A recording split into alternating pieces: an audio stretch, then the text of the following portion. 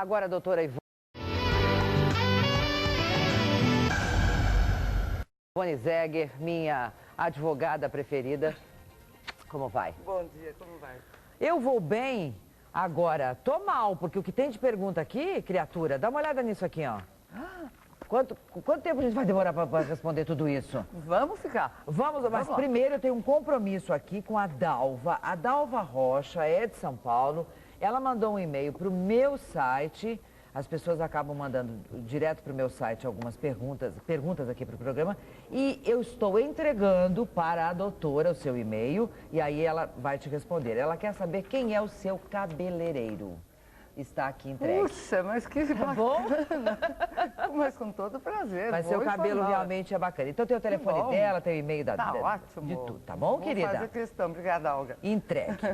Doutora, é o seguinte, quando uma pessoa conhecida, uma celebridade, acontece qualquer enrosco aí na área de família, de pensão, de advogado, enfim, que se torna público, aí todo mundo quer saber mais, né? E tem o caso da Stephanie Brito, que reivindicou uma pensão depois da separação e foi estipulado inicialmente em 5 mil e agora virou 50. Até março de 2012, o Pato terá de pagar a ela 50 mil reais por mês. Tá. Então as pessoas ficam assim, mas como? Todo esse dinheiro? Como é que faz essa conta? Como é que é isso? Como é que chegou aí? Como é que chegou aí?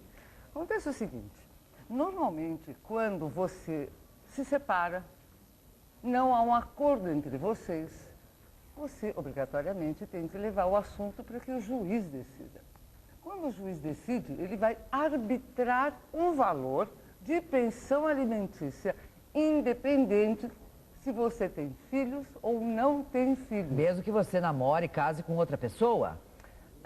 Casar com outra pessoa normalmente é uma outra etapa que quem paga a pensão alimentícia pode pedir exoneração. Por quê? Certo. Porque, afinal de contas, a outra pessoa se casou ou está em união estável e, portanto, ele se sente não mais na condição de ter que continuar a prover alguma coisa que alguém precisa. Quando você está numa nova união, muito provavelmente você já estará em condições de ter já uma possibilidade de se sustentar ou de solicitar ao seu companheiro, ao seu novo cônjuge. A pergunta que as pessoas fazem é o seguinte, como se estipula o valor? Então, o juiz, quando você, aquilo que eu estava dizendo, quando você não chega a um acordo, o juiz ele é obrigado a arbitrar. Como ele faz isso? Ele primeiro vai verificar as condições de quem está necessitando.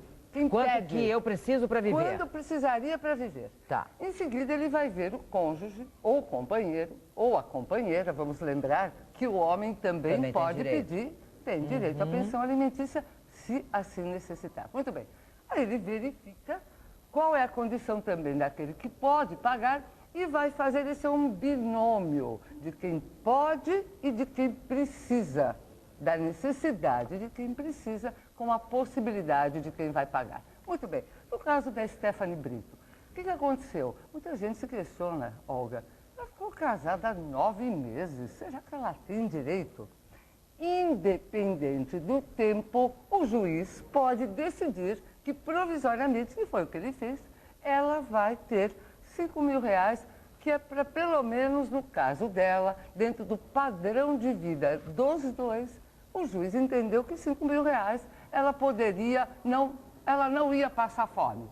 Ou entendeu que ela precisa de 50 mil.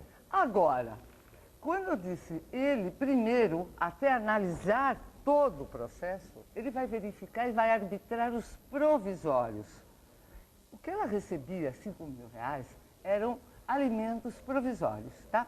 Depois, com o processo, no fim, o juiz avaliou a condição de quem pediu com a condição de quem deve pagar a pensão alimentícia solicitada, entendeu que, pela Stephanie Brito, ter abandonado a carreira para viver com o Pato longe daqui, estava então teve um prejuízo financeiro. Teve uma posição que a deixou num estado talvez um pouco mais dificultoso, a ponto do juiz ou a juíza ter arbitrado, decidido que até 2012, se eu não me engano, ele deverá pagar a Stephanie Brito 50 mil reais por mês. Aí me pergunto, mas como ele pode entender que ela precisa de 50 mil reais?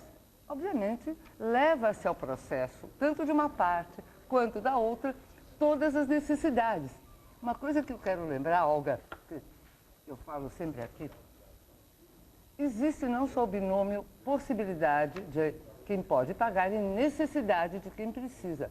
Vamos lembrar o que é pensão alimentícia. Muita gente pensa que pensão alimentícia é aquilo que você precisa para comer, mas não é só isso. E vocês vão se lembrar, eu sempre uso um termo que eu cunhei e eu acho muito importante e interessante para todo mundo saber o que compõe uma pensão alimentícia. Lembra-se da palavra maltês? Lembra que eu já te contei aqui? Sim. Usa essa palavra, eu vou descrever e você vai saber como compõe. Maltês, moradia, o M. A, alimentos. L, lazer. T, transporte. E, educação. E S, saúde. Maltês. Maltês, você vai saber tudo que compõe uma pensão alimentícia. Muito bem. Perguntas e mais perguntas. Sou casada há 18 anos com o regime de separação de bens, total de bens, pacto antinupcial, registrado em cartório que diz: não se comunicarão os bens presentes e futuros que os mesmos possuem ou venham a possuir, bem como os havidos e os que houverem por doação e sucesso. Pelo pouco entendimento que tenho, diz a Cristina, acho que não tenho direito a nada, mas como essa lei nova de 5 anos de convivência realmente não tem direito algum, posso fazer a alteração desse regime nos dias de hoje? Tem que ser através de um advogado ou só ir ao cartório? Não temos filho. Ele tem mãe, um irmão e um sobrinho diretos.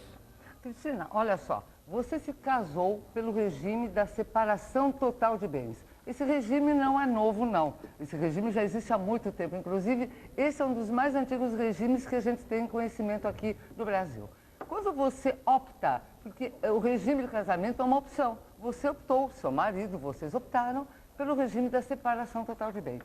Então, o que acontece? Todos os bens que você tinha antes do seu casamento e posteriormente não se comunicam entre vocês. Nem o que você tem, nem o que você tinha e muito menos o seu marido. Tudo que você recebeu ou receberá de herança, de doação, também não se comunica. Não tem jeito. Claro, se você hoje ainda estivesse casada e quer alterar o seu regime de bens, você pode. Atualmente, com o novo Código Civil, você já tem essa possibilidade. Mas, evidentemente, você precisa mostrar o porquê que você quer mudar, tá?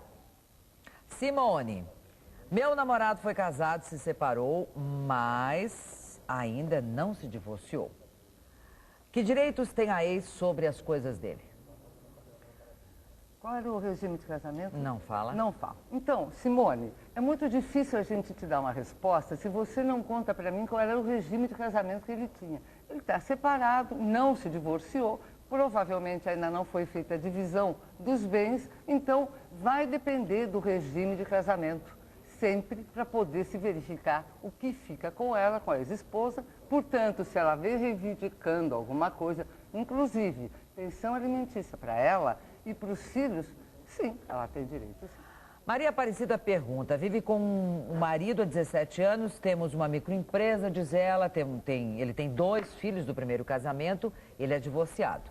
Em caso de morte dele, eu sei que os filhos terão 50%, mas em caso da morte dele, eu tenho de vender essa empresa?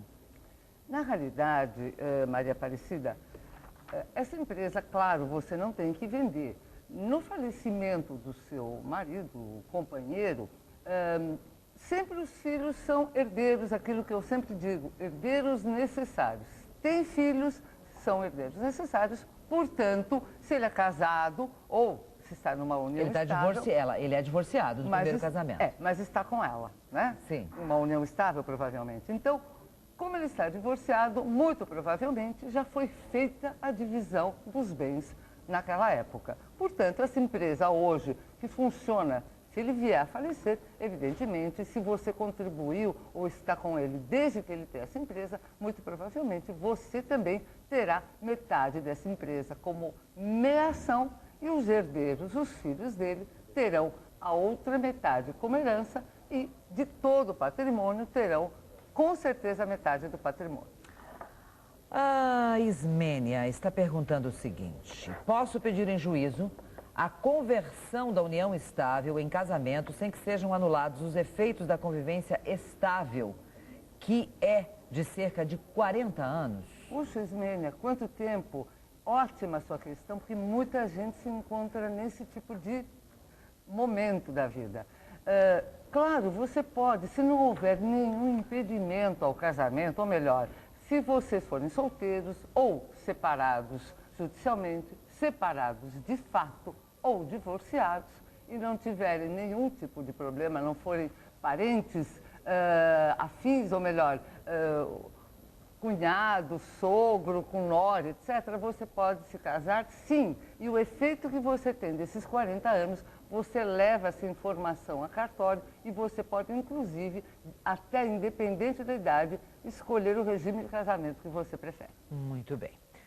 Nosso amigo aqui não quer ser identificado, ele diz que tem um pai não declarado que mora nos Estados Unidos. E ele pergunta, como posso fazer com que ele me reconheça? E caso, depois da sua morte, a família dele pode não dar nada para mim? Não. Deixa eu te contar o que acontece. Esse pai que você diz que tem, ele não reconheceu você como filho. Não tendo reconhecido você, a não ser que você consiga, lá nos Estados Unidos, um pedido de reconhecimento de paternidade, você não terá direito. Se você conseguir, você pode ingressar lá, se ele é morador lá, você consegue uma solicitação judicial para que ele faça um teste de DNA, obtendo a resposta positiva, você com certeza será reconhecido como filho e, portanto, terá direito à herança. Você será herdeiro necessário. E muitas vezes pode ser até que você seja o único herdeiro necessário. Então, a família dele, se realmente você for reconhecido, ela não poderá fazer nada. A Maria está perguntando, sou separada, não divorciada, temos 2 filhos maiores de idade. Meu ex-marido já vive com outra pessoa há 5 anos.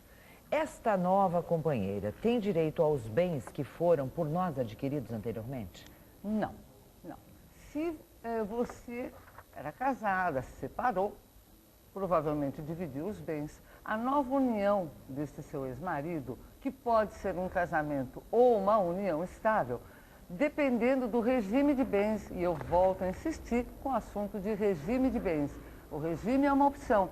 Optando, portanto, você pode optar por um regime que até lhe dê direito àquilo que ele tinha anteriormente, sim. Mas vai depender do tipo de regime que você optou. Meu pai faleceu em meados de 2004 e deixou 2 imóveis. Minha mãe pode entrar direto com o processo sem interferência de um advogado? Não, não. Isso é impossível. Essa é uma condição, na realidade, constitucional, não é de nenhum grupo específico, nem do grupo dos advogados, tá? Mas é uma ordem, é uma colocação constitucional muito séria, uma cláusula que impede você de ingressar judicialmente ou até extrajudicialmente, dependendo do assunto, sem ter assolado um advogado. Neste caso, a sua mãe deverá, sim, ingressar com uma ação solicitando essa divisão de bens, portanto, a sucessão, o espólio, etc., no sentido de obter para ela e para os outros herdeiros a divisão dos bens do ex-marido, do seu pai, etc. Uhum. A Catarina, obrigada pelo carinho, que ela falou que adora o seu programa. Doutora, a senhora é ótima, esclarece muito bem as nossas dúvidas. Bom, fico feliz. Meus pais são separados faz 26 anos, diz ela. Ele se casou novamente, adquiriu 4 imóveis. E tem a herança que recebeu lá do meu avô. Ele disse que está tudo no meu nome e do meu irmão, que é fruto do 2º casamento dele, tá? Em usufruto, dele e da esposa. Eu gostaria de saber dos meus direitos e se ela tem direito à herança do meu pai. Ela, no caso, a segunda esposa. Essa é a segunda esposa? É, porque ele tem a Catarina do 1º casamento e o irmão da Catarina do 2º. E tem 4 imóveis. Perfeito. Quando o seu pai diz que os imóveis foram designados a vocês com usufruto da sua mãe ou da nova esposa, eu só vou aproveitar esse tipo essa sua pergunta até para elucidar outros ouvintes nossos aqui. Muito bem, o que acontece? O usufruto faz com que o imóvel, a propriedade, muito provavelmente, como seu pai falou, a propriedade já seja sua e do seu irmão. Mas o usufruto, durante a vida de quem está sendo usufrutuário, o usufruto é dessa pessoa. Suponhamos, da sua mãe ou da segunda esposa. Quem está usufruindo significa que não tem a propriedade. Quem tem a propriedade é você, pelo que seu pai disse, e o seu irmão. Portanto, você também não pode vender esse imóvel, porque ninguém vai comprar um imóvel que a pessoa não possa usar, não possa alugar, porque isso quem vai fazer é o usufrutuário. Portanto, Catarina, no falecimento usufrutuário, seja esse usufrutuário quem for, só nesse momento é que você e, no caso, o seu irmão terão a propriedade de volta e aí vocês podem vender e fazer o que vocês quiserem. Obrigada pelo carinho. Obrigada, querida. Nossa, tem muita pergunta, doutora. A Rose diz o seguinte: o pai do meu filho tem que dar pensão de um salário mínimo se ele não está honrando? Qual o procedimento que eu devo tomar? Rose, a sua questão deve ser o seguinte: o juiz deve ter arbitrado uma pensão, um salário mínimo para o seu filho. Se ele não está honrando, significa que ele não está pagando, a condição dele não é muito boa. Você pode ingressar no judiciário, vamos lembrar que essa pensão é para o seu filho. Alimentos, pensão alimentícia, como eu disse anteriormente, não é só aquilo que se come. É moradia, é saúde, é transporte, é lazer, é a vida. Então, você deve, com certeza, verificar, ir ao judiciário e pedir para que haja o pagamento. Se ele não pagar, muito provavelmente ele pode inclusive ser preso e atualmente, eu gostaria até de informar vocês, se ele tiver realmente sem pagar, ele pode ser inscrito no SPC. Mas olha como as pessoas têm dúvida. O Messias de José da Penha, lá do Rio Grande do Norte, ele está dizendo o seguinte, que qual é o percentual de pagamento de uma pensão sobre o salário de quem recebe? Normalmente, o juiz, eu volto a repetir, ele vai verificar a condição de quem pode pagar e de quem vai receber. Muitas vezes quem vai receber ou é um filho ou é até a ex-esposa, trabalha, tem condições de se sustentar, mas não consegue complementar a renda. Então você pode ter que pagar e não há um valor específico. Os juízes costumam arbitrar, definir em mais ou menos 25% a 30% do que se ganha no máximo. Tá? Doutora Ivone Zeg, 20 e poucos minutos de hoje foram muito poucos, né? Parece que não é nada. Tanta pergunta que tem aqui. Ó, eu vou mostrar para vocês aqui, tá tudo guardadinho, vou guardar tudinho aqui, ó. Tem muito mais chegando. E ela volta sexta-feira?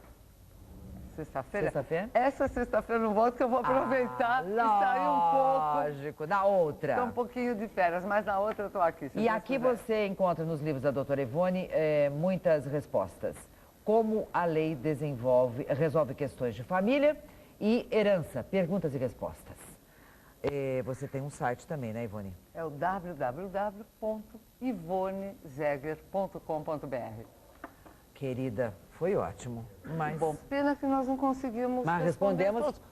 Mas se você ficar aqui 3 dias, 2 horas cada dia, durante 6 horas, tem pergunta? Eu acho que sim. É incrível, é incrível, é muita pergunta. Que bom, Olga. Que bom, porque está tirando dúvidas. Puxa, você tem coisa melhor do que o conhecimento, do que você saber o que você pode, o que você não pode. Verdade. Obrigada. Bom carnaval, Bom carnaval para vocês. Boas férias, né, doutora? Muito obrigada. Ela vai de férias, o maior pique. Coisa boa, né? Ela é uma Você querida. também?